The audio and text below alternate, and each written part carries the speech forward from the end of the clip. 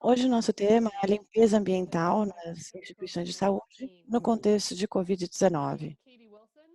Eu sou Katie Wilson, sou epidemiologista no Programa Internacional de Controle e Prevenção de Infecções do CDC dos Estados Unidos e ajudo a coordenar essa série de webinars. Estamos trazendo aqui as experiências da comunidade internacional de prevenção e controle de infecções e só alguns lembretes antes de continuarmos. Temos tradução simultânea. Se vocês chegarem ao botão de interpretation, temos interpretação para árabe, francês, português e espanhol. E só para lembrar que a tradução de árabe está no canal de alemão. Se vocês tiverem alguma pergunta sobre o tema de hoje, vocês podem usar a função de Q&A, ali de perguntas e respostas, para fazer perguntas sobre a apresentação ou para os painelistas, e faremos a moderação das perguntas. Pedimos já desculpas se não conseguirmos responder a todas as perguntas, mas vamos tentar. Se vocês tiverem alguma questão logística ou de conectividade, usem a função de chat. E nossos colegas do Project ECHO farão o monitoramento dessas questões.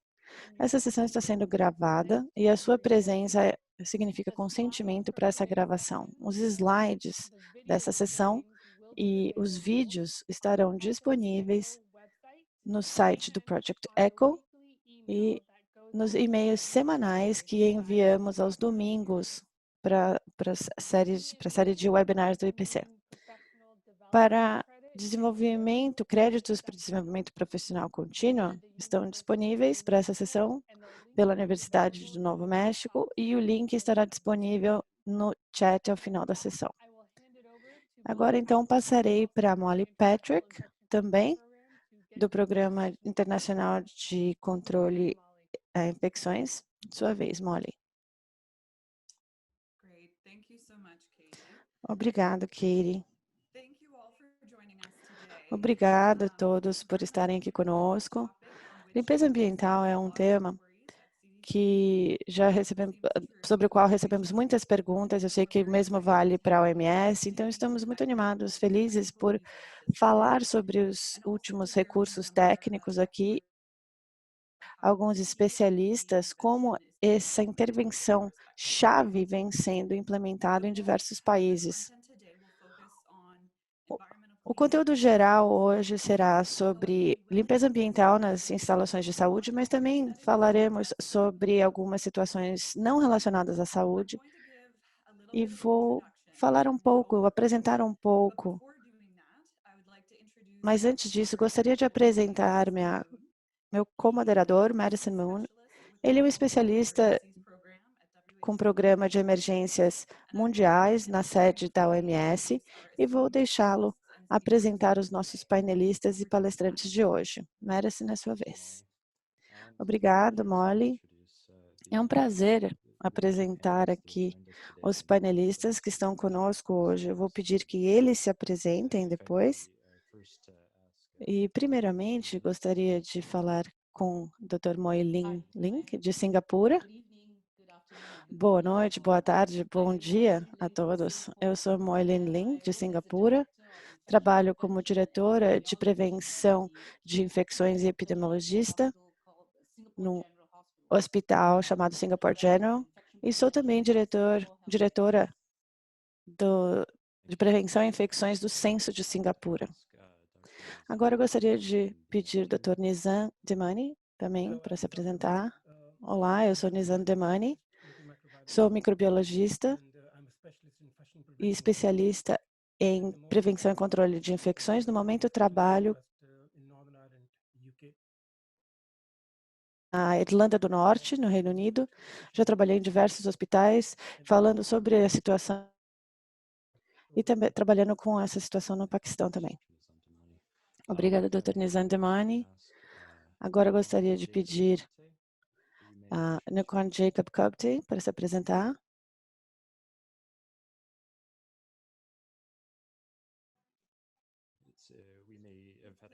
Acho que estamos com um problema de conexão com ele, então gostaria de pedir à doutora Shaheen para se apresentar. Boa tarde, boa noite, bom dia. Eu sou Shaheen Mehta, sou agora já aposentada, mas trabalho com a Universidade de Wiltshire, na rede de prevenção de infecções na África. E sou especialista em controle de infecções, presidente do Programa de Desinfecção, Saúde e Prevenção Ambiental. Obrigada, doutora Metar. Agora, então, gostaria de apresentar o doutor Mara, do Brasil. Bom dia, boa noite, boa tarde a todos. Eu sou Maria Clara Praveses, na Escola de Enfermagem em São Paulo, no Brasil, e sou também vice-presidente da Associação Brasileira de Profissionais para Infecções Hospitalares e epidemiologista. Agora é meu prazer apresentar nosso primeiro palestrante, a Molly Patrick. De volta para você, Molly.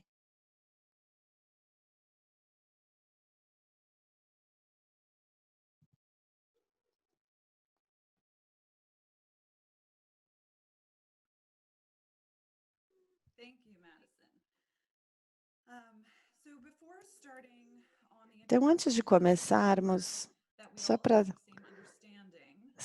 ter certeza que temos o mesmo entendimento, no início aqui, gostaria de explicar brevemente o que definimos limpeza ambiental como a limpeza e desinfecção quando indicada com base no nível de risco de superfícies ambientais e de equipamentos não críticos para pacientes. Geralmente são itens fixos, incluindo móveis e itens que são frequentemente tocados por pacientes, por profissionais de saúde ou outras pessoas, e alguns exemplos comuns incluem topos de mesas, cadeiras, interruptores. O equipamento de pacientes não críticos são equipamentos médicos que têm contato apenas à pele intacta, como, por exemplo, estetoscópio, cadeiras de roda, incubadoras e materiais intravenosos. Então, a limpeza ambiental nessas instituições de saúde engloba todas as áreas onde os pacientes têm contato direto ou indireto. Por exemplo, salas de espera, banheiros, assim como áreas de serviço, como as superfícies estéreis ou áreas de preparação médica. Não tenho nenhum aviso. E, brevemente, apenas como aviso, o conteúdo dessa apresentação inclui algumas referências a pesquisas bastante recentes e também as últimas recomendações das diretrizes da OMS. Como é um novo tema, esse conteúdo pode mudar conforme temos novas evidências. Esses são os objetivos para os próximos 5 a 10 minutos. Começarei com uma visão geral e falarei então sobre os principais recursos e depois enfatizarei algumas mensagens importantes para a limpeza ambiental no contexto de Covid-19.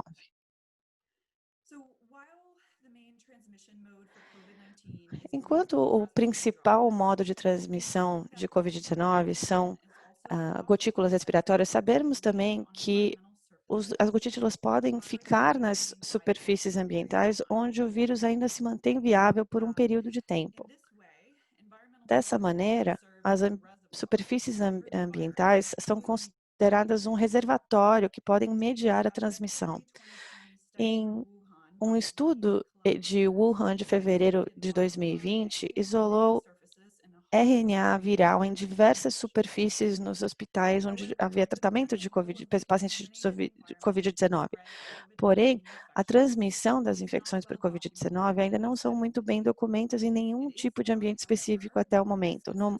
Porém, acredita-se que há uma maior transmissão em ambientes de saúde do que não de saúde, ambientes não de saúde, e isso inclui a transmissão entre pacientes assintomáticos e pacientes vulneráveis em ambientes de saúde para outras doenças também. O ambiente pode ser, o entendimento de um ambiente sendo um possível reservatório para a transmissão de Covid-19, sabemos que a limpeza ambiental é uma intervenção chave para quebrar essa cadeia de transmissão, mas também sabemos que a higiene das mãos é também um elemento chave para quebrar a cadeia de transmissão.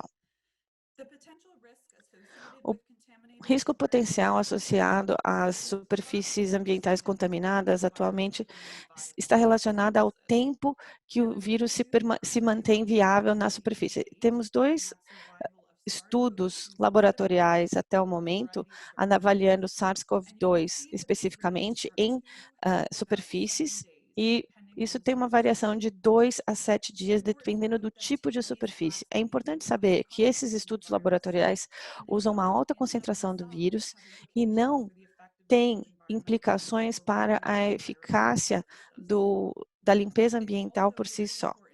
É muito importante também contextualizar esses resultados. E estudos laboratoriais similares foram conduzidos e demonstraram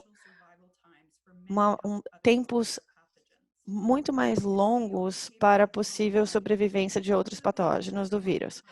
Alguns desses tempos de sobrevivência para alguns patógenos importantes, incluem muitos que são resistentes a múltiplas drogas, são ausentes, ficam ausentes na ausência de limpeza. Apenas algumas palavras sobre desinfecção especificamente, pois recebemos muitas questões e perguntas sobre quais tipos de desinfetantes são efetivos para SARS-CoV-2. Então, vou falar um pouquinho sobre isso.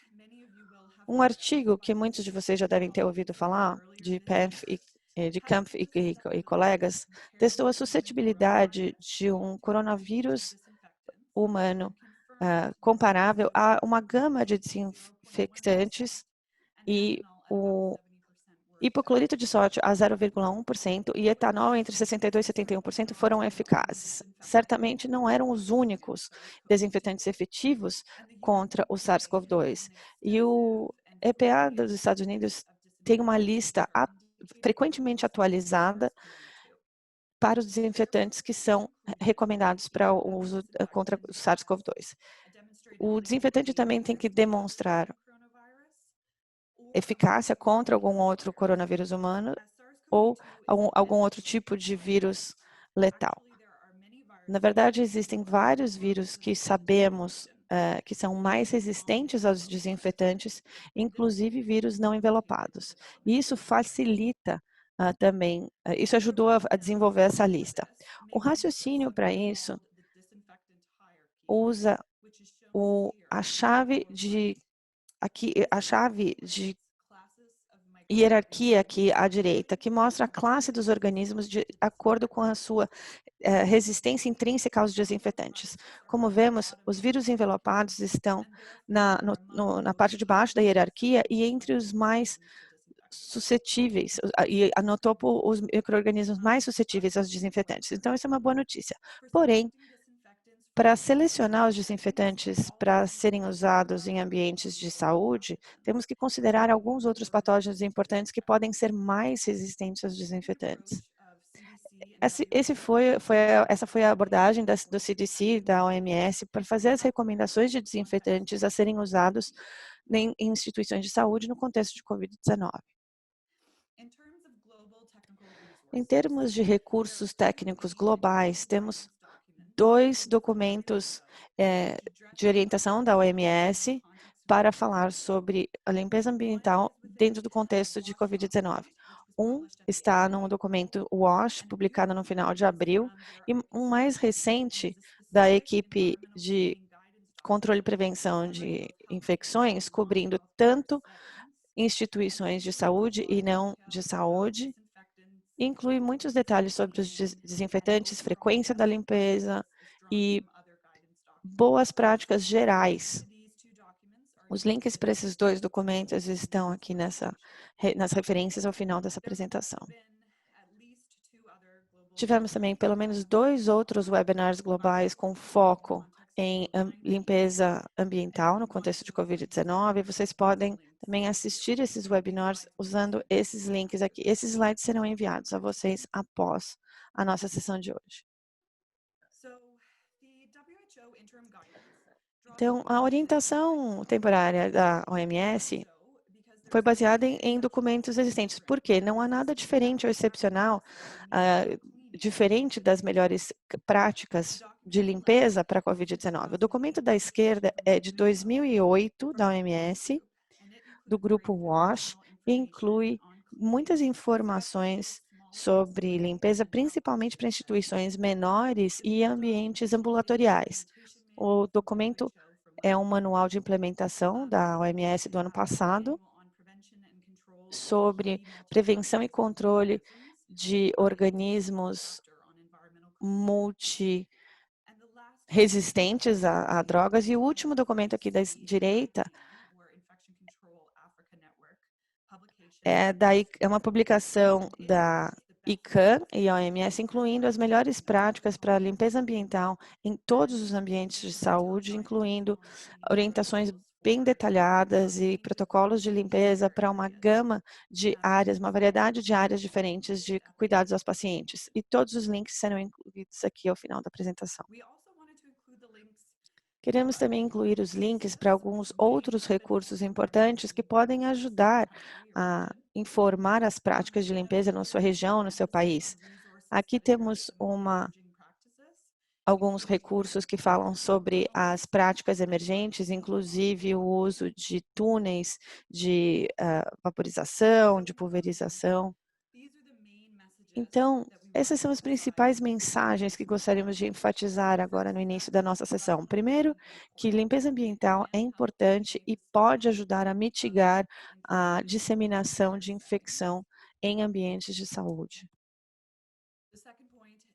Segundo, é que SARS-CoV-2 pode sobreviver em algumas superfícies ambientais por dias, mas a sobrevivência ambiental é bastante baixa em comparação com outros patógenos importantes.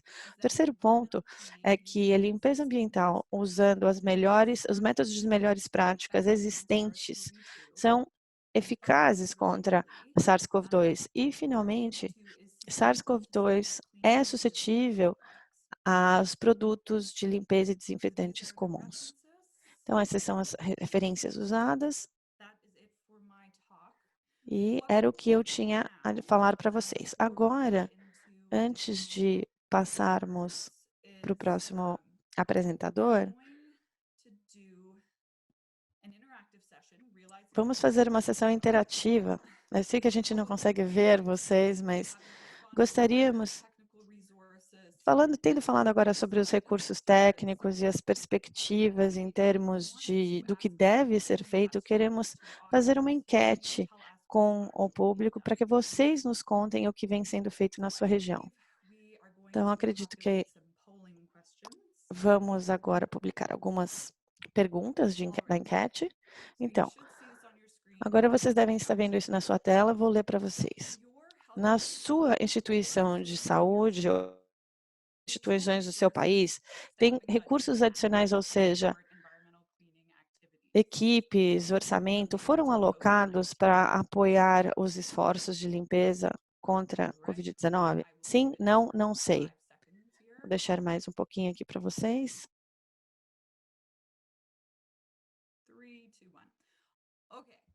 Muito bem. Então, parece que um pouco mais da metade, cerca de 54%, disseram que sim. Então, isso é uma boa notícia. Acho que dá para entender que recursos adicionais são necessários nesse momento e, de uma forma mais ampla, acho que mais reforços ainda serão necessários seguindo em frente. Então, a próxima pergunta. Ai, desculpa, não compartilhei o resultado. Então, segunda pergunta. Na sua instituição de saúde, ou as instituições do seu país, qual é o principal tipo de desinfetante para a limpeza ambiental? Selecione um. Primeiro, baseado em hipoclorito, compostos de quaternário de amônia, peróxido de hidrogênio, álcool ou etanol e outros.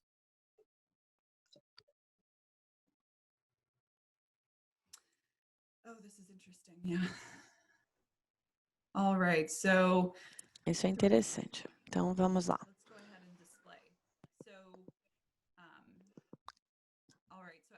Então, como vocês podem ver, a grande maioria desinfetantes baseados em hipoclorito são usados como desinfetante primário, seguido por etanol. Interessante. Esses estão amplamente disponíveis, realmente. Passando para a próxima pergunta.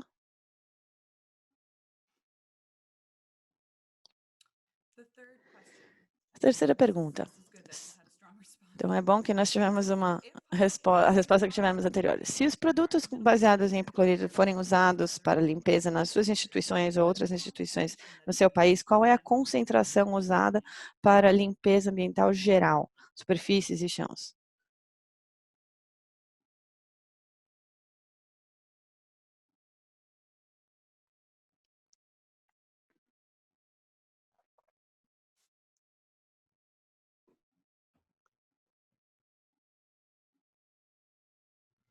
all right. All right, let's go ahead and Muito bem. stop it there. All right. Vamos parar aqui. More of a range here, Então, which, tem um pouquinho mais e sabemos que é realmente o que acontece. Então, a maior resposta é de 0,1%, seguido por 0,5%. Mas muitos participantes não sabiam. É interessante. Será interessante ouvir o que os palestrantes vêm usando. Então, a nossa última pergunta agora.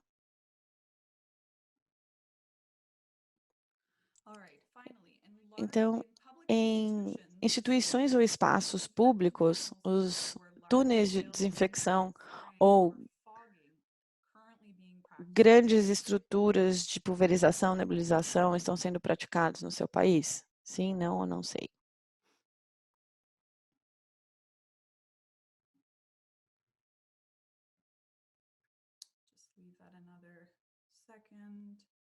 Vou deixar mais um pouquinho.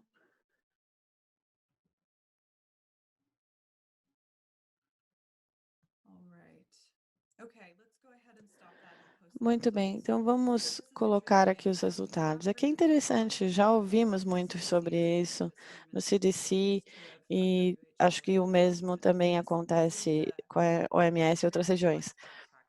Então, essa é uma prática bastante ampla.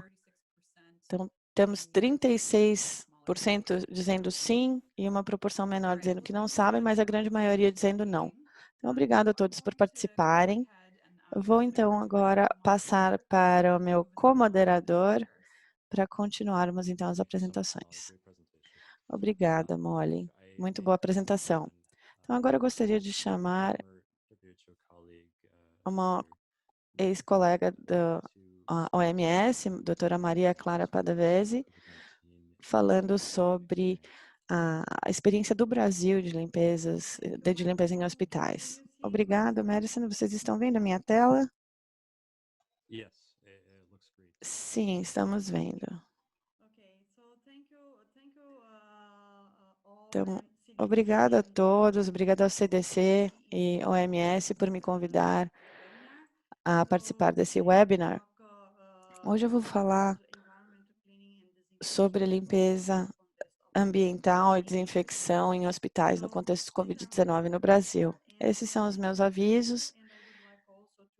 E gostaria também de reconhecer que as minhas colegas Ana Rúbia Guedes Vignoli, do Comitê IPC do Hospital das Clínicas da Universidade de São Paulo, e Benefran Bezerra, da Anvisa, que me ajudaram a montar essa apresentação. Os objetivos da minha apresentação hoje são apresentar uma visão da situação epidemiológica de Covid-19 no Brasil e a orientação à diretriz nacional atual sobre limpeza ambiental e desinfecção no Brasil. Falarei também sobre algumas experiências brasileiras em limpeza ambiental e desinfecção e discutiremos os desafios de limpeza ambiental e desinfecção no meu país. Aqui está o mapa do Brasil. Aqui nessa seta é o estado de São Paulo, onde eu estou. Então, fica no sudeste do país.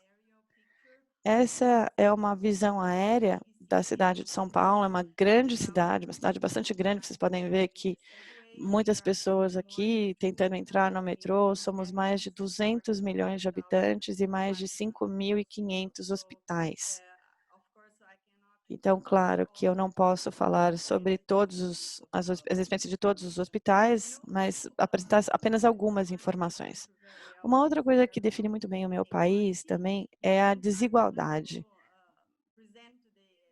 Gostaria de mostrar essa imagem aqui que representa a desigualdade, onde temos a comunidade pobre de Paraisópolis, muito próxima a aos prédios de alto padrão aqui, como vocês podem ver aqui. Isso é só para representar que temos também hospitais de altíssima qualidade e também hospitais muito com poucos recursos, com falta de equipe. Então, a desigualdade é atualmente a nossa situação no Brasil. Em termos de casos de Covid-19 no Brasil, podemos ver nesse mapa da OMS. E, infelizmente, juntamente com os Estados Unidos, o Brasil está entre os países com maior número de casos de Covid-19, infelizmente. Podemos ver aqui nessa próxima imagem o padrão de distribuição dos casos no Brasil. Então, do lado esquerdo, vemos a distribuição atual de casos e do lado direito, vemos o movimento de casos. Então, em amarelo e laranja, eram os primeiros casos, basicamente nas fronteiras ali do país e perto da Amazônia. Agora, em azul, estamos vendo os novos casos. Então, a doença vem se espalhando pelo país todo e provavelmente estaremos tratando essa doença e estaremos lidando com essa situação por alguns meses ainda.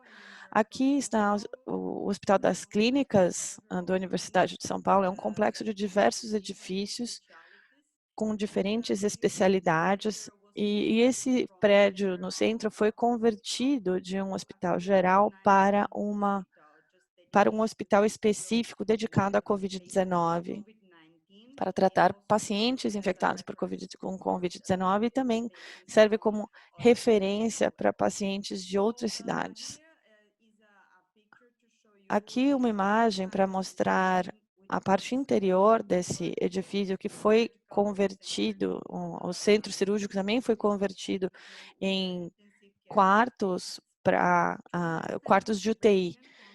Então, para entender o contexto brasileiro, é muito importante para entendermos também a linha de progressão dos programas brasileiros. Tivemos a nossa primeira legislação para controle de infecção em 1983, mas levou ainda algum tempo para conseguirmos criar o nosso programa nacional. Então, temos uma lacuna aqui de tempo para atividades até que a Anvisa assumiu a coordenação do Programa Nacional. E aí começamos a desenvolver mais atividades e um programa mais padronizado. Então, agora estamos na fase de monitoramento e avaliação do programa. Em termos de provisão de serviços de saúde, temos o Sistema Universal de Saúde, que é um misto de atendimento à saúde privado e público, baseado no modelo Beveridge. Temos um sistema também descentralizado aos estados e cidades que tem uma autonomia relativa em nível local. Em termos de regulação sanitária, o ministro de Saúde é encarregado de sistema de vigilância de doenças, o Ministério da Saúde, né? E também recomendações em nível comunitário e protocolos terapêuticos.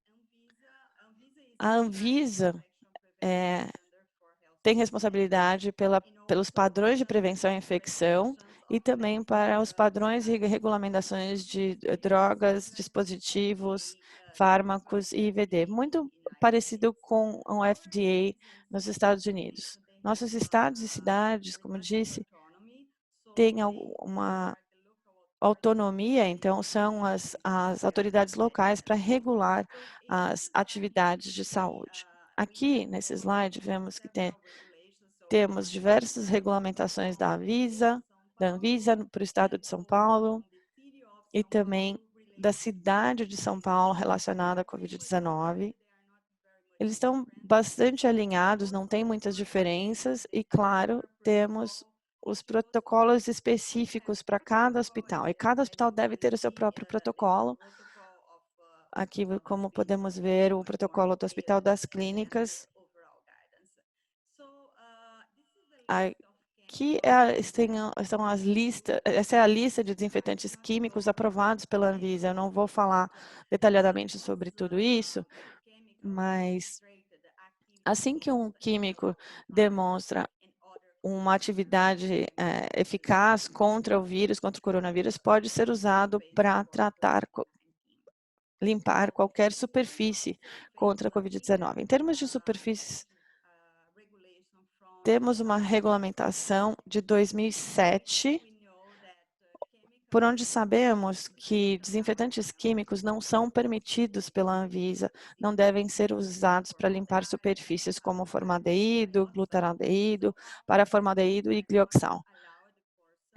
Essas substâncias não são permitidas para limpeza de superfícies, mas é possível usar glutaraldeído para desinfecção aérea. Não é permitido apenas para superfícies. Essa regulamentação harmonizada também em nível do Mercosul.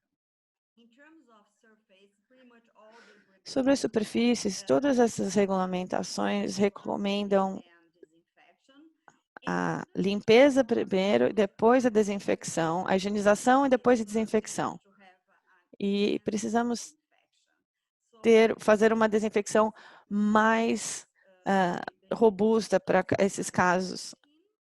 Então, temos diferentes tipos de limpezas, rotinas terminal, que fazemos após a alta do paciente, e também temos uma classificação de higienização imediata, quando há algum lugar que se tornou, que foi sujo, teve contato.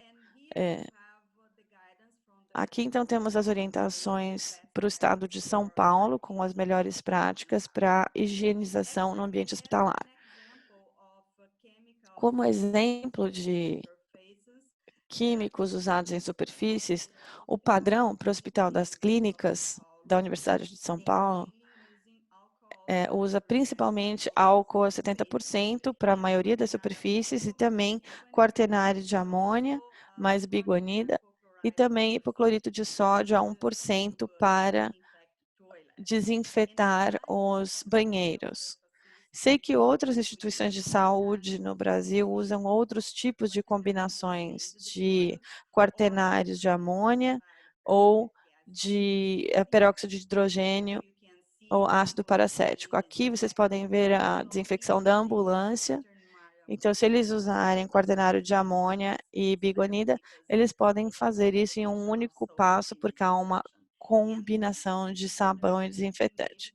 Aqui, uma outra imagem demonstrando a desinfecção dentro de um quarto dedicado à Covid-19. Então, as pessoas usam os EPIs, fazem a desinfecção usando dispositivos específicos, mas não estão pulverizando nada. Então, em termos de desafios com as superfícies que temos no país, um dos desafios é que a maioria dos desinfetantes disponíveis no mercado não são exatamente testados contra SARS-CoV-2, mas não acho que esse é um grande problema, porque quaternário de amônia, em geral, já foi comprovado ser eficiente contra vírus envelopado.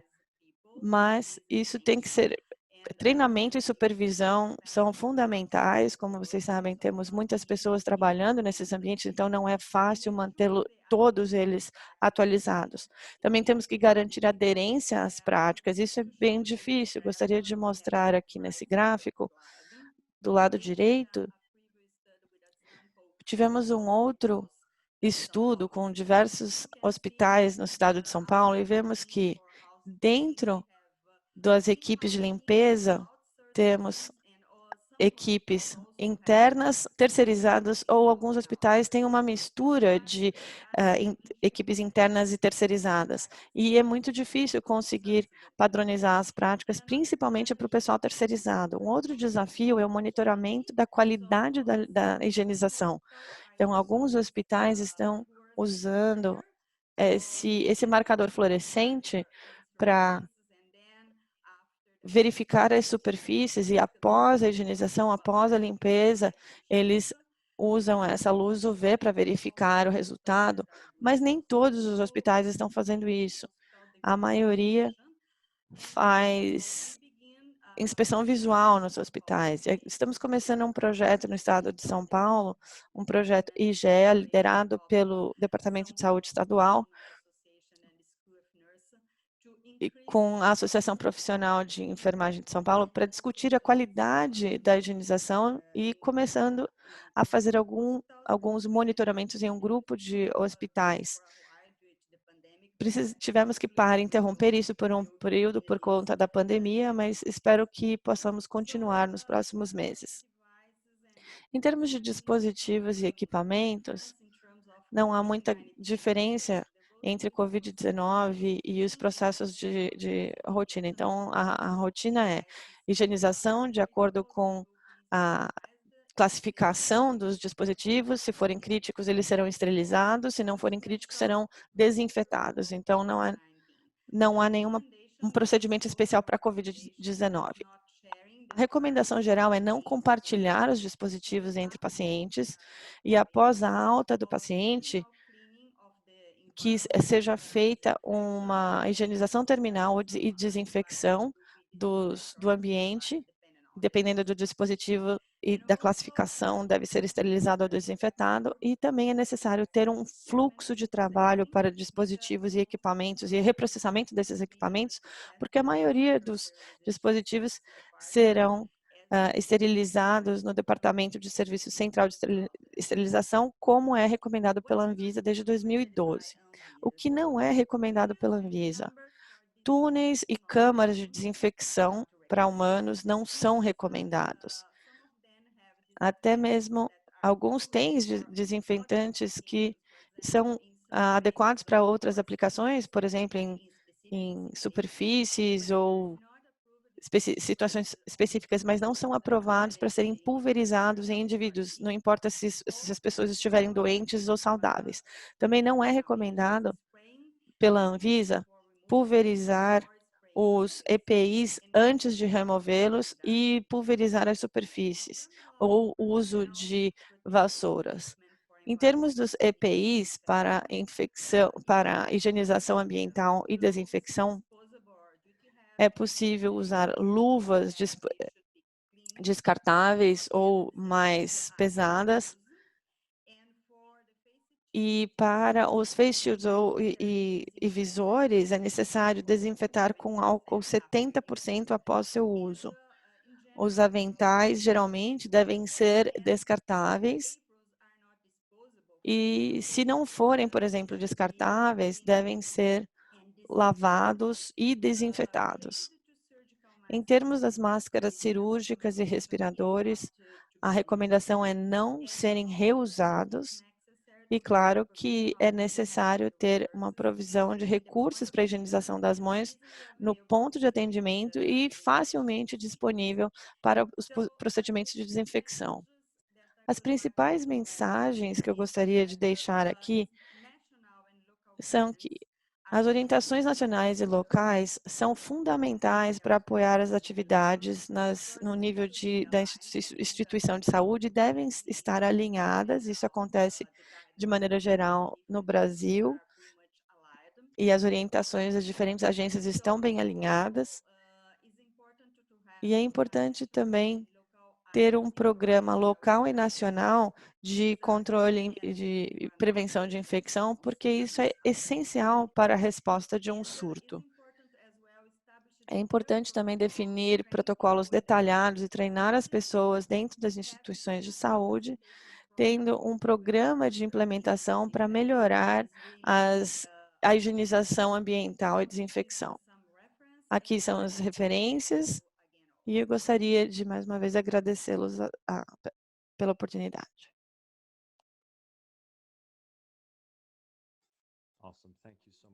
Muito obrigado, Maria Clara. Ótima apresentação. Muitas experiências aí no Brasil com a higienização ambiental. Gostaria, então, de apresentar agora outro colega com documentação da OMS, parte da nossa equipe também, Dr. Shaheen Metar.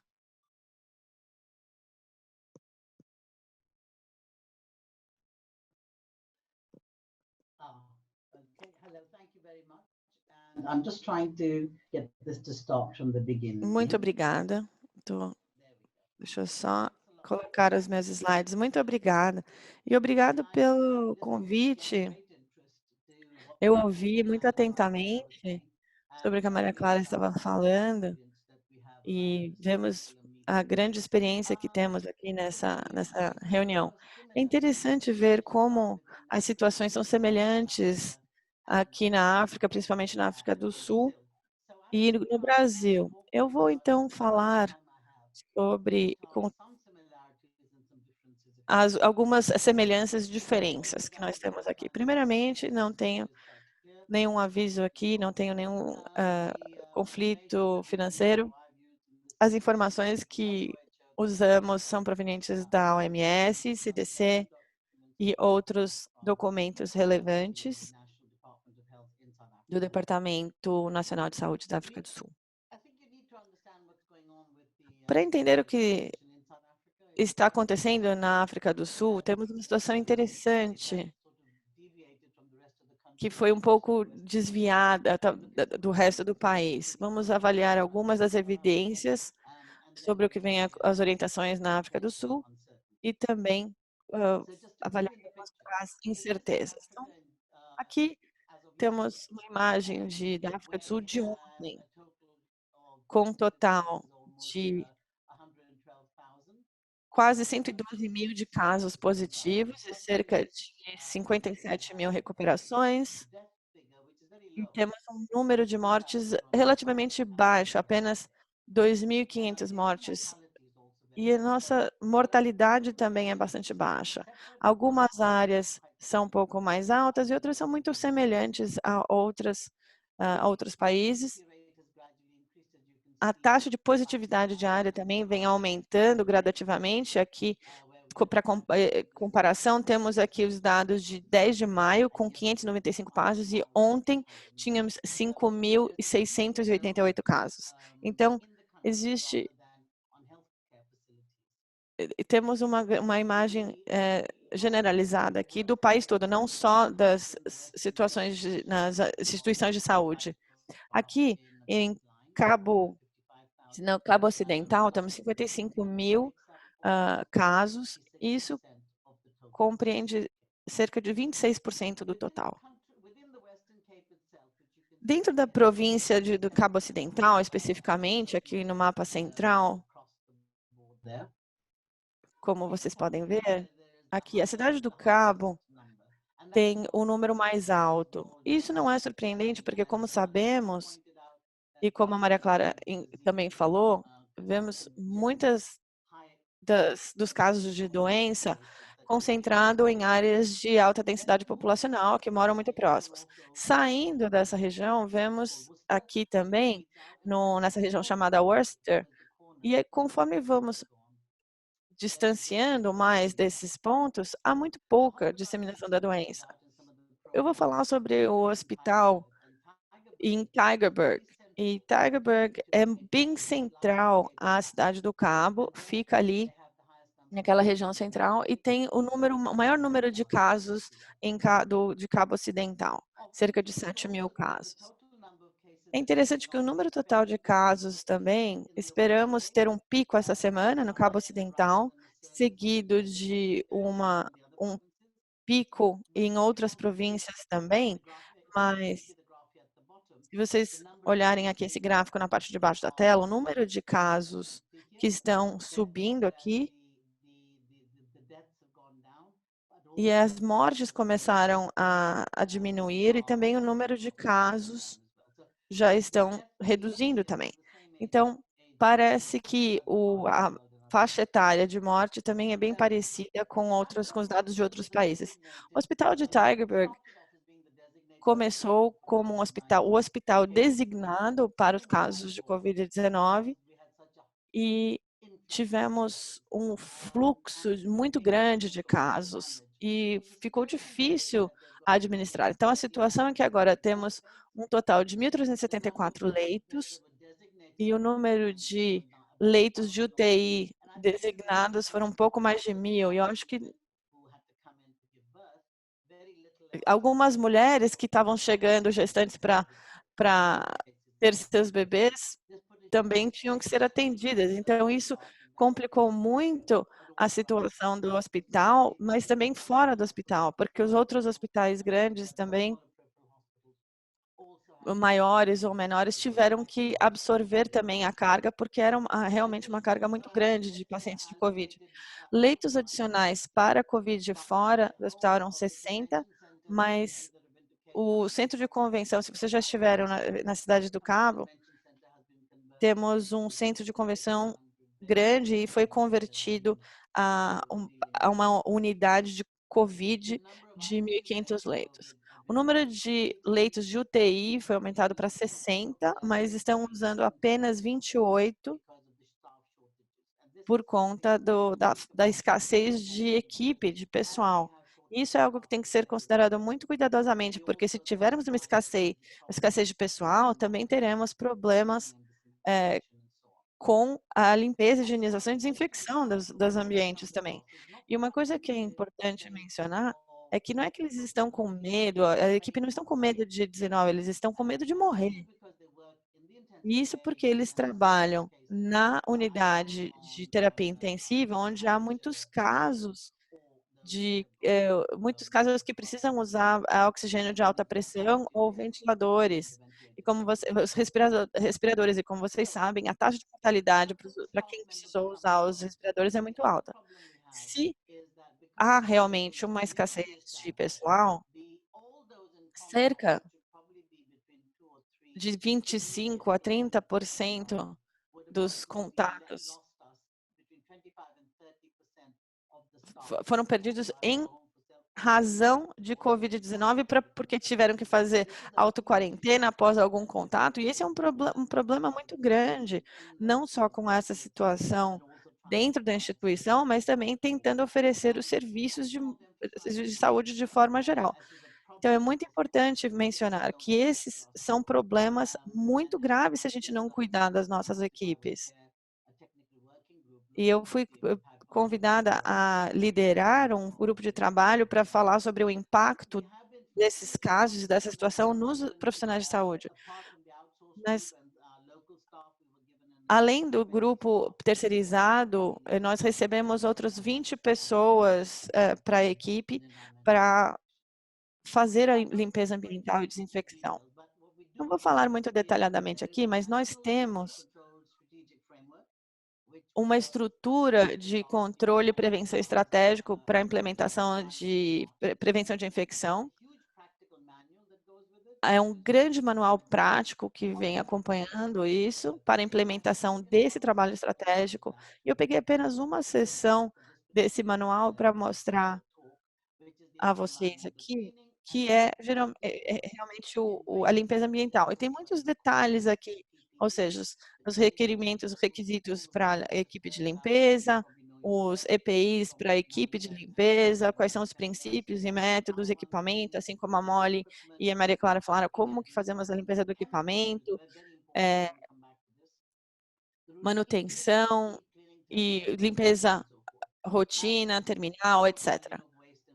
E, claro, também como lidar com os resíduos, como tratar resíduos. Apesar de termos essas políticas, eles não acabam chegando ao nível da instituição de saúde muito facilmente. E, por isso, nós revisamos e produzimos um outro conjunto de diretrizes que foi revisado agora dia 21 de maio, e eu acho que será revisado mais uma vez em algumas semanas, que é ou que são as diretrizes de controle e prevenção de infecção para a Covid-19.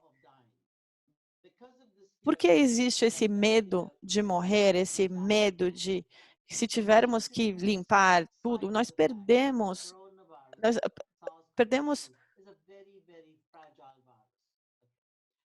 a gente se esquece que o vírus SARS-CoV-2 é muito frágil.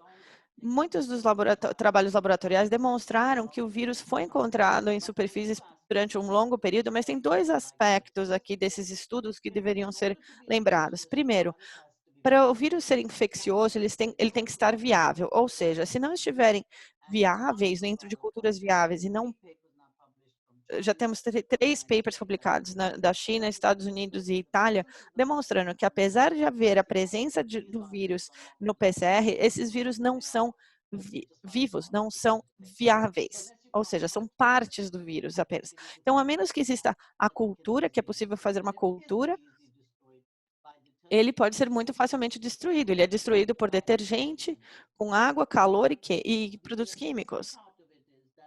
A segunda parte é que temos que ter certeza de que a forma de disseminação do vírus, que todos nós já sabemos e entendemos, mas a gente se esquece que são gotículas viáveis e o movimento da gotícula é linear, não é como a tuberculose que fica flutuando no ar e entra em cantos e fica nos cantinhos de móveis. Então, quando avaliamos o cronograma de limpeza, temos que lembrar que as superfícies que agora são as superfícies de muita frequência de toque, são nessas superfícies que a gente tem que se concentrar. Então, o programa também é muito claro, dizendo que as áreas gerais devem ser higienizadas e desinfetadas, e nós usamos cloro, ou 1.000 partes por mililitro, ou álcool 70%, se for um ambiente menor, e isso deve ser feito 2 vezes ao dia. Nas unidades de terapia intensiva, isso deve ser feito 4 vezes ao dia por 2 motivos. Primeiro, porque os aerossóis, os procedimentos que geram aerossóis aumentam a quantidade de gotículas, então fica mais difícil de limpar. E segundo, há muito mais atividade numa unidade de terapia intensiva, ou seja, os trabalhadores, os profissionais de saúde têm mais contato com as superfícies. Então, tem cerca de 40 contatos por paciente, por profissional de saúde por dia. Então, isso tem que ser entendido. Temos que limpar bastante bem minuciosamente, como ouvimos falar do trabalho no Brasil, e temos que também limpar com desinfetantes de 1.000 ppm de cloro, que é mais do que suficiente para superfícies como mesas e balcões nas unidades. Não permitimos pulverização nas superfícies, não permitimos pulverizações em ambientes externos como o Brasil e não queremos que os humanos sejam pulverizados também. E as pessoas não querem usar os túneis de desinfecção. E também, com base no mesmo documento mostrado pela Molly, eu gostaria só de destacar aqui, que foi publicado no dia 15 de maio, que em espaços internos, que a pulverização, a nebulização não são recomendados, e para a Covid-19, se for usado, há mais risco para as pessoas que estão fazendo a pulverização.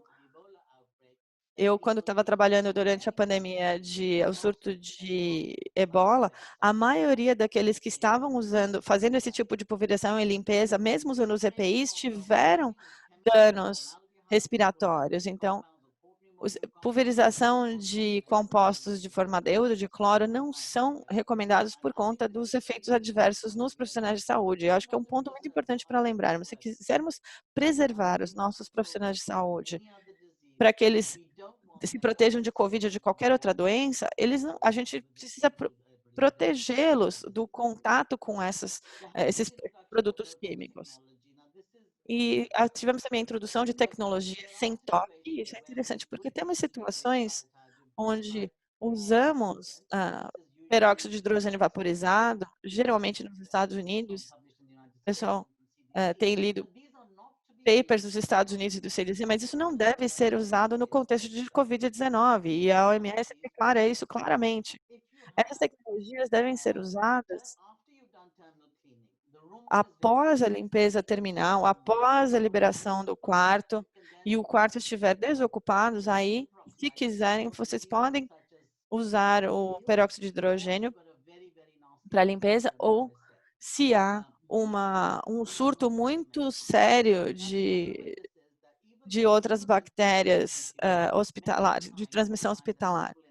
Mas muitas vezes as pessoas em terapia intensiva saem pulverizando tudo, e isso não é só, isso é não só perigoso, mas não recomendado, isso não deve ser feito. Eu acho que é muito importante que essas práticas devem ser prescritas da forma que ela deve ser usada. Esse é o dispositivo de UV que tentam vender na África do Sul. A resposta é que não temos nenhum sistema de UV ou de nebulização usados nas áreas clínicas, e os engenheiros estão fazendo isso nas salas dele, mas a gente não precisa entender melhor isso. As indicações no Hospital de Tigerberg é que, se forem fazer alguma coisa, como eu falei, lavar, limpar o quarto o conteúdo do quarto, limpar tudo com desinfetante, liberar o quarto de todos os equipamentos. Isso leva tempo, é trabalhoso, não é fácil. E quando temos um país cheio de pacientes de Covid-19, precisamos garantir que teremos tempo de fazer tudo isso. Então, vamos fazer como a Molly falar, vamos nos concentrar nas coisas básicas, ou seja, uma boa limpeza e boa desinfecção. O impacto dos desinfetantes, eu já trabalhei muito sobre esse tema e tentei condensar o máximo possível, mas a toxicidade que afeta os olhos, a pele e trato respiratório, principalmente daqueles que não têm proteção, que não estão usando proteção, mas também podem afetar os profissionais de trabalho e pacientes. Crianças podem ter dermatite de contato e exacerbação da asma, principalmente em crianças crianças de escolas que começaram a usar esses túneis de desinfecção. Também exposição a resíduos químicos que ficam nas superfícies após a pulverização. Então, depois da pulverização, as superfícies têm que ser desinfetadas, têm que ser higienizadas, porque senão as pessoas podem entrar em contato e se contaminar com o químico. Não há evidência de redução de transmissão após a pulverização ambiental. Não há nenhum paper comprovando isso. Outros ambientes ruins, não só para as pessoas, mas para o ambiente, acúmulo na água, isso afeta também a ecologia. O trabalho que fizemos demonstra um aumento de resistência antimicrobiana e uma resistência cruzada, porque usam as vias para matar esses micróbios é o mesmo. Então, esses são os problemas que temos. Temos que realmente prestar atenção nesses túneis de desinfetantes. Essa pessoa está com máscara e luvas e passa pelo túnel, acha que está seguro.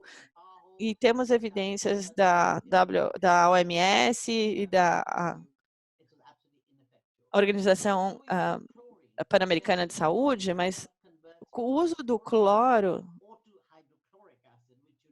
também se converte em ácido hidroclorídrico, e isso fica no pulmão, que pode levar a um dano sério das vias respiratórias e também aumenta o risco de contrair SARS-CoV-2. Eu acho que é importante a gente lembrar disso. Na África do Sul, temos legislação que protege humanos e o ambiente. Temos várias leis de 73, de 93, 98. Então, essas são as nossas recomendações ao ministro. Mesmo que não, porque não há evidência, então, por favor, vamos parar de fazer isso. Apesar do comitê dizendo que não devemos fazer isso, tivemos muitas resistências a favor desses túneis de desinfecção. Queria falar também sobre o manejo seguro de roupas de cama e serviços de alimentação, porque, claro, que temos que usar os EPIs corretos para fazer essas tarefas. As roupas de cama devem ser lavadas a 50 graus ou mais e usar máquinas de lavar automatizadas. Devemos usar detergente, sabão para serem lavadas a temperatura mais alta possível, geralmente 50 graus Celsius. E tá bom, não é preciso queimar nada.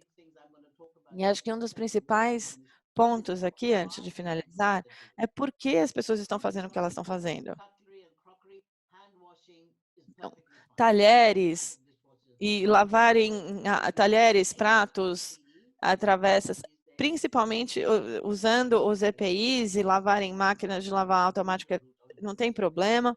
E os resíduos também devem ser descartados adequadamente, porque as pessoas ainda têm aquela lembrança de ebola aqui na África. E só para caracterizar que ebola é disseminado por contato e o coronavírus é disseminado pelas vias respiratórias. Não há nenhuma relação entre os dois. Um é um vírus altamente frágil, que se dissemina muito rapidamente, que é o coronavírus, o SARS-CoV-2, e o outro é também um outro vírus bastante sensível, envelopado, mas não é disseminado pela via respiratória. E temos que lembrar disso. Sim, estou terminando. Então, por favor, termine esse slide. Aqui, só avaliando os desafios para controlar as fontes ambientais, já publicado pelo, falando sobre a infraestrutura, recursos humanos e financiamento inadequado. E aqui meu último slide, só para dizer que é um vírus frágil, não precisamos fazer uma desinfecção muito extensiva, manter o ambiente limpo e seco e fazer a desinfecção após uma boa limpeza. Peço desculpas por ter passado o tempo. Muito obrigada, Shaheen, por essa apresentação, foi muito boa. E, aliás, acho que foi uma ótima oportunidade ouvir a perspectiva da África do Sul sobre algumas das perguntas que nós vamos discutir agora, passando para a nossa discussão. Então, será interessante também ouvir os nossos outros panelistas a respeito. Vou pedir, então, que os nossos panelistas, doutora Lin e doutor Demani, por favor, voltem para os seus vídeos. Vamos passar, então, agora para a sessão de perguntas e respostas. E vou pedir, então, ao meu colega Madison para começar com as perguntas. Thank you so much, Molly. If I may ask, Obrigada, Molly. Então, gostaria de perguntar à doutora Moeline qual o papel, se há algum papel, os profissionais de saúde têm nas atividades de limpeza ambiental nas unidades de saúde do seu país. Nas unidades de saúde em Singapura, toda a limpeza é terceirizada. Nós trabalhamos de maneira muito próxima com essas equipes para que eles recebam treinamento e cronogramas. Então, eles fazem toda a limpeza de ambiente, de superfície, de chão, mas em termos de limpeza de equipamento, isso é feito pela enfermagem. Interessante, muito obrigada, doutora Moilene. Doutor Nizam, o seu hospital ou outras instituições onde o senhor trabalhou, qual é a diretriz atual para fazer limpeza e desinfecção nas salas de cirurgia, principalmente se há algo no contexto da resposta à Covid-19? Então, o que nós seguimos é detergente e hipoclorito indo da superfície. Não diferenciamos entre os pacientes que vão passar por cirurgia. Então, o protocolo é exatamente idêntico em termos do produto e método a serem usados. Não há nenhum tipo de diferenciação nesse contexto. O que nós fizemos diferente é que, em vez de limpar apenas 2 vezes ao dia, às vezes estamos limpando os ambientes 4 vezes ao dia. Então, a frequência E o método talvez tenha mudado, mas não fazemos nenhum tipo de diferenciação para o tipo de cirurgia. Ótimo. Então, a próxima pergunta, a doutora Shaheen. Na sua instituição de saúde ou instituições na África do Sul, quais são os principais desafios em termos de limpeza ambiental eficiente? Os maiores desafios é que nós temos muitos pacientes e o espaço onde os pacientes se encontram é de difícil manejo. 30% das nossas equipes, como a Moilene falou, eles são essas pessoas que têm que fazer a limpeza e 30% desses profissionais estão em casa. Então, estamos sem equipes, porque eles foram ou demitidos ou se contraíram a doença e tiveram um teste positivo e tiveram que ser afastados. É um desafio imenso, né? Então, uma outra pergunta para a doutora Moilene. A senhora poderia falar sobre as práticas de limpeza e desinfecção usadas em ambientes que não são de saúde, ou seja, escritórios, outros ambientes, durante essa resposta à Covid-19 em Singapura? Claras das nossas agências ambientais nacionais. Então, temos protocolos a serem seguidos e a maioria das pessoas ainda dependem da limpeza manual, usando detergente ou desinfetante adequado. E é aqui que muitos lencinhos desinfetantes, aqueles wipes, estão sendo utilizados com álcool ou até mesmo à base de cloro. E como não temos tantos profissionais durante esse lockdown, os robôs estão sendo usados também para algum tipo de limpeza de shoppings, etc. O que está se tornando popular aqui é o uso de robôs a controle remoto que fazem a limpeza de um shopping após o fechamento, como uma medida adicional além da limpeza normal. Obrigada, doutora Moilina. Eu já vi alguns robôs e são realmente muito interessantes.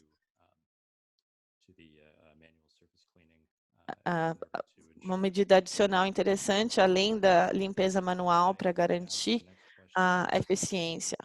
E a próxima pergunta, então, para a doutora Nizam.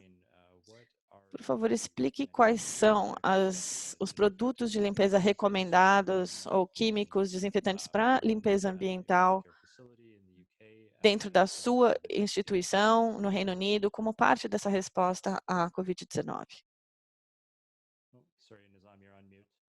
O senhor está em mudo. São exatamente idênticos às recomendações da CDC e da OMS, que é hipoclorido, álcool e detergente, são os principais.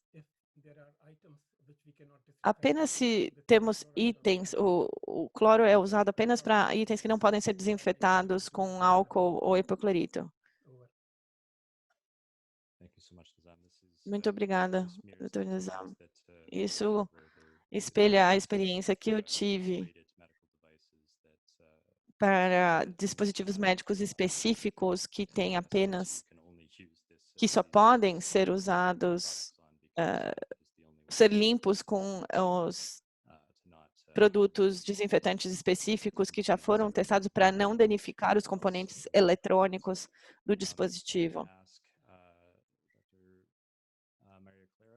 Doutora Maria Clara, existe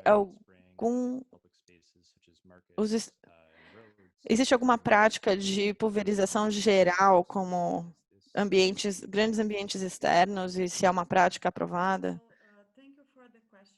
Obrigada pela pergunta.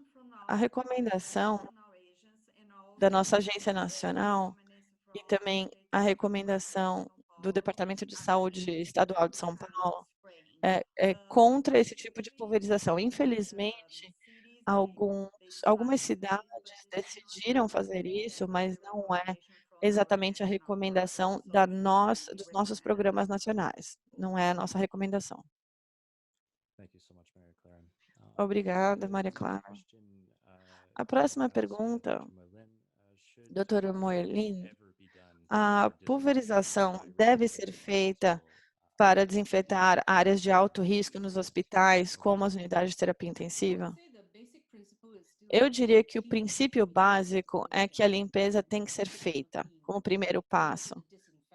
E também a desinfecção. E a pulverização, na verdade, é uma medida adicional se houver a tecnologia disponível. Em Singapura, nós temos as máquinas UVC, temos as máquinas HPC, porque usávamos para alguns procedimentos de limpeza que estavam para quartos que eram ocupados por pacientes altamente contagiosos anteriormente. Mas para a COVID-19, estamos usando como medidas adicionais após a desinfecção terminal. Ok, doutora Moylin, é uma tecnologia emergente bastante interessante para desinfecção em ambientes de saúde. Nizam, poderia explicar quais são as recomendações baseadas em evidências para aumentar a aderência às práticas de limpeza ambiental em ambientes de poucos recursos? Eu acho que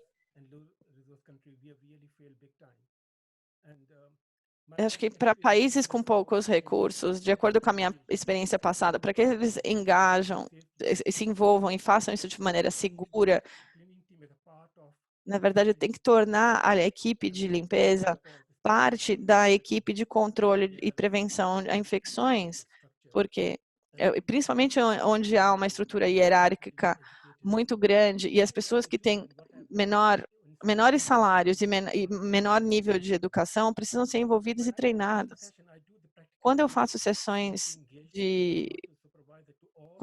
sessões de treinamento, eu tenho que fazer esse treinamento para todos, para entender como a limpeza deve ser feita, para identificar o risco e para disponibilizar os recursos. Eles não entendem eles precisam entender que eles são partes importantes da equipe, que a limpeza é muito importante, que eles vão fazer todas aquelas atividades de maneira segura. Eu acho que pegar um balde com rodo e pano para mostrar como eles devem fazer, pegar os produtos de limpeza para eles entenderem como tudo isso deve ser usado. Eu acho que isso aumentaria a aderência aos programas e são coisas muito importantes. Eu já fiz isso em vários lugares do mundo, mas eu acho que é isso que nós estamos aprendendo com a COVID, porque temos que monitorar esse treinamento. E segundo, é a nossa própria disponibilidade. O que nós temos, que a gente esteja disponível para responder a alguma pergunta e ajudá-los a entender. Acho que isso é chave. Obrigada, Nissam. Acho que é um contexto excelente. Incluir os serviços ambientais, as equipes de limpeza, como parte das equipes de controle e prevenção de infecção. Às vezes é difícil incluir equipes e pessoal adicional dentro desses círculos de cuidado, principalmente quando há uma parte diagnóstica envolvida, mas para a proximidade ao paciente, que é a mesma que o médico tem, que está tratando o paciente, todo mundo sabe o que está acontecendo e todo mundo tem que estar envolvido nesse processo. É uma ótima ideia. Obrigada, Nissam. Doutora Moylin, na sua instituições em Singapura, quais são os principais agentes de desinfecção para superfícies ambientais e qual é a frequência de desinfecção recomendada para as alas de COVID-19? Nós usamos hipoclorito de sódio 1000 ppm para as alas de COVID e a recomendação geral é uma frequência de ao mínimo 2 vezes ao dia. Nas áreas quentes, principalmente áreas de febre e emergência, nós adicionalmente temos uma limpeza a cada hora de superfícies de muito contato. Isso é importante porque sabemos da importância de manter as áreas limpas para pacientes de alto risco. Então, acho que isso foi ou tem sido algo bastante vantajoso para nós. Thank you so much, Dr. Merlin. Obrigada, doutora Marlene. Keeping it clean is Então, manter a limpeza, é claro que é um objetivo primordial para todos nós. Doutor, qual a sua perspectiva, a partir da sua experiência, para informarmos e empoderarmos as pessoas para que eles façam limpeza da maneira correta? Acho que quando nós tivemos o surto, um outro surto na Irlanda do Norte, e onde e todo mundo não podia chegar muito perto dos pacientes, mas naquela época o que nós aprendemos é que para oferecer treinamento adequado para os profissionais de saúde é muito importante, mas não só para o supervisor, mas para toda a equipe. Eu acho que seria muito útil. E pela primeira vez eles têm que identificar os problemas em termos de limpeza minuciosa e como fazer isso adequadamente, como fazer. Então, envolvê-los como parte da equipe, eu acho que é novamente a chave. E depois que a gente fez isso, eles faziam um ótimo trabalho. Então, ao final do surto, eu conversei com eles e perguntei se eles estavam satisfeitos e falei que nós conseguimos atingir os objetivos naquela província porque eles contribuíram e a contribuição deles era muito importante. E isso é importante, eles têm que se sentir parte da equipe, parte do time, para que eles se envolvam. E se a gente fizer isso, eles vão fazer o trabalho de maneira bastante eficiente. Eles têm que ser valorizados. Obrigada, Nizam. Acho que é uma ótima lição. Às vezes, o nosso sucesso para infecção e prevenção de infecções são bastante escassos, mas nós sentimos os efeitos quando isso acontece, e não somente para a equipe de prevenção e controle de infecção, mas são esforços coordenados entre os provedores de saúde, todas as equipes todos os membros da equipe dentro de uma instituição de saúde para realmente responder e tratar uma situação de surto. Muito obrigado. Vou passar então para Molly Patrick para fazer algumas outras perguntas que surgiram aqui durante as nossas apresentações. Obrigado, Madison. Então, gostaríamos de falar que todas essas perguntas foram recebidas e queremos agora responder algumas que chegaram durante as apresentações. Então, a primeira é para Maria Clara. Houve uma pergunta da Etiópia sobre, vou ler aqui, o uso estendido de desinfetante pode causar uma resistência dos micro-organismos? E se isso acontecer, quais as medidas que podemos tomar? Acho que é uma ótima pergunta.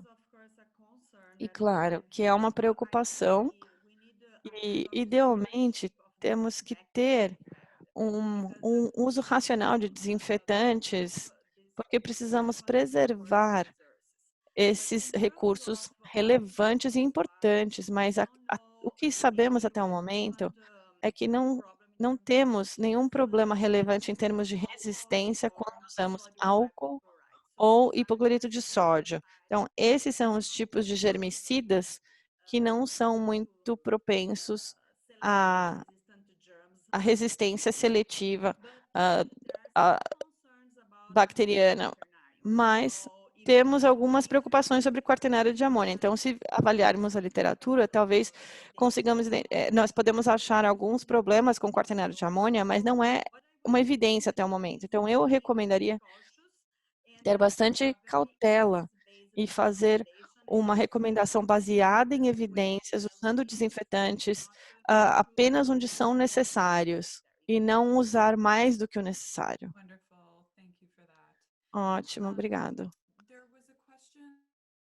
Uma pergunta sobre a desinfecção em casa, que eu vou fazer para a Shaheen.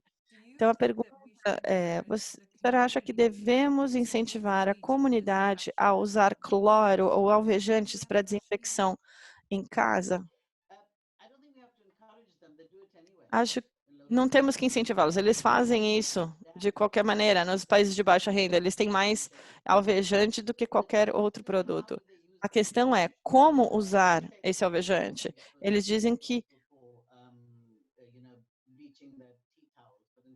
usam para limpar as toalhas de cozinha, mas não, isso é uma coisa familiar. Gerações após gerações usavam alvejantes para limpar tudo. Eu, pessoalmente, não acho que é uma boa ideia, porque já temos evidências recentes demonstrando resistência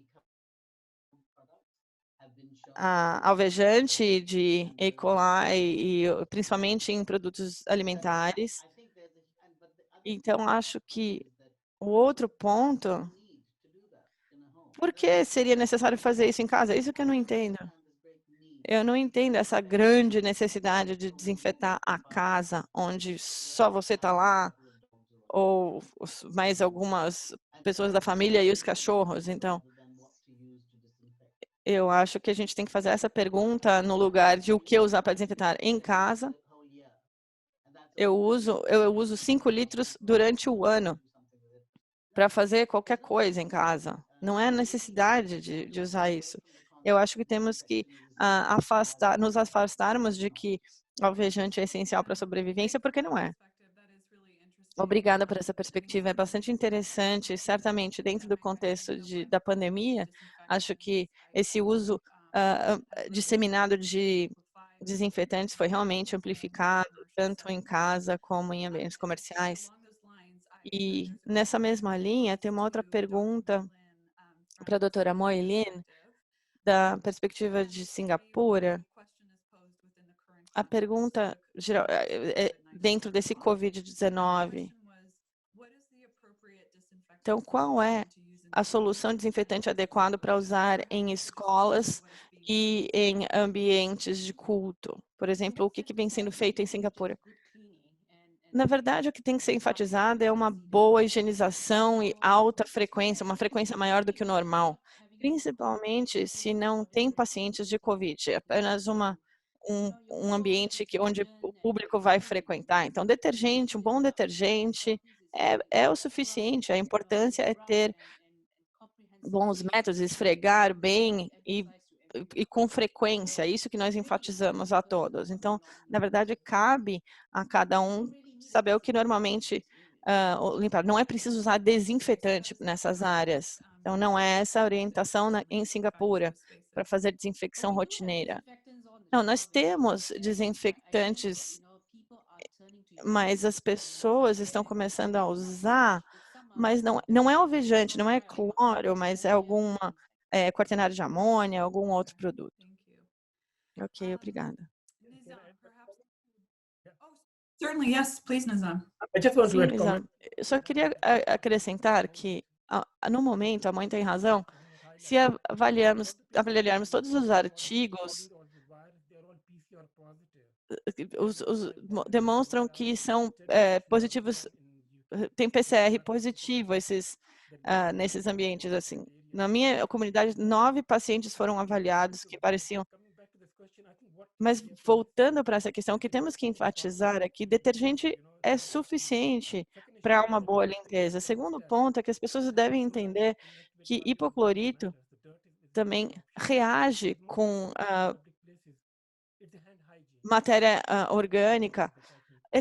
O mais importante é ter higiene. Então, temos que combinar a limpeza ambiental e boa higiene. Porque as pessoas estão chegando que, às vezes, o ambiente pode estar contaminado. Então, o mais importante é a higienização da mão, boa higiene, e detergente é suficiente. Acho que essa é a mensagem que a gente precisa acessar. Deixa eu só falar, Molly. Nós tivemos 4 surtos associados a igrejas, onde 2 pessoas introduziram o vírus e 400 pessoas em um grupo, 250 em outro grupo e 1.000 em outro terceiro grupo, porque eles têm esses grandes encontros nas igrejas. E o que é o problema aqui? Não é esse, o problema é o distanciamento social. As pessoas não mantêm o distanciamento social. Então, não importa quanto vocês lavam a mão, mas se estiverem respirando em cima da outra pessoa, vocês vão se infectar.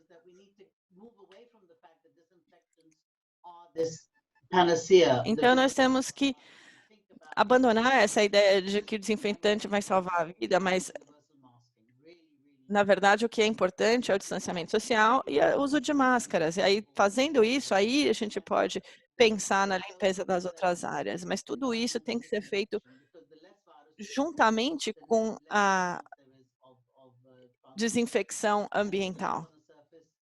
Porque se a pessoa estiver infectada e tossir, o vírus vai ficar na superfície, a superfície tem que ser limpa.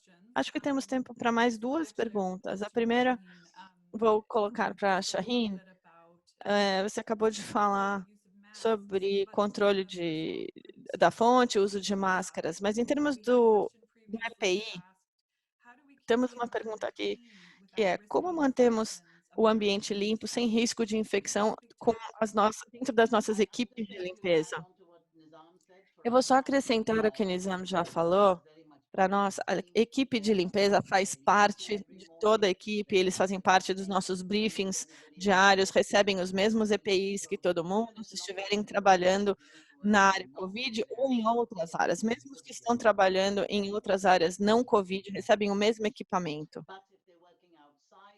Mas se estiverem trabalhando fora e entrem e usam táxis, é aí que temos o problema de transmissão em ambientes fechados. E aí eles usam as máscaras de tecido para fazer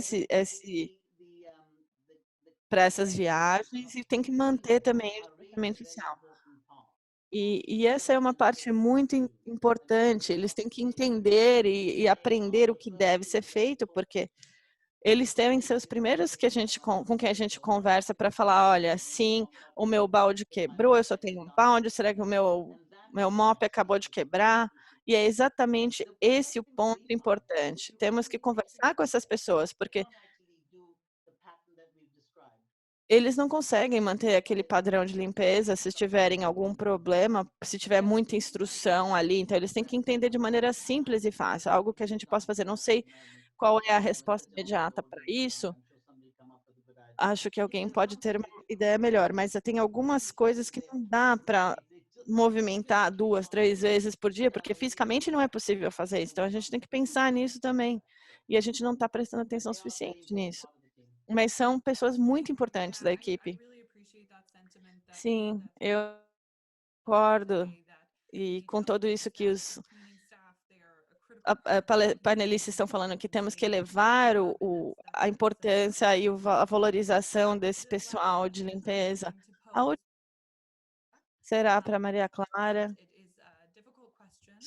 É uma pergunta difícil, mas é o seguinte, na sua opinião, qual é a recomendação mais importante sobre limpeza ambiental dentro de situações de instituições de saúde para a pandemia de Covid-19? Então, se a senhora pode responder, se tivermos tempo, os outros podem contribuir.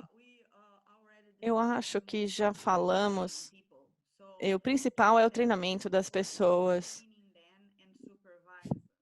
fazer o treinamento adequado, supervisioná-los. Isso é necessário para ter é necessário ter um comitê de controle de infecções no hospital. Acho que é muito difícil progredir com infecção, a proteção à infecção sem esse tipo de controle. Então, em termos de países de baixos, com poucos recursos, se tem problemas de treinar as pessoas, vocês podem monitorar as atividades para dar feedback para essas pessoas de uma maneira que eles entendam e sintam-se valorizados e sintam-se importantes. Acho que é a questão mais relevante no momento.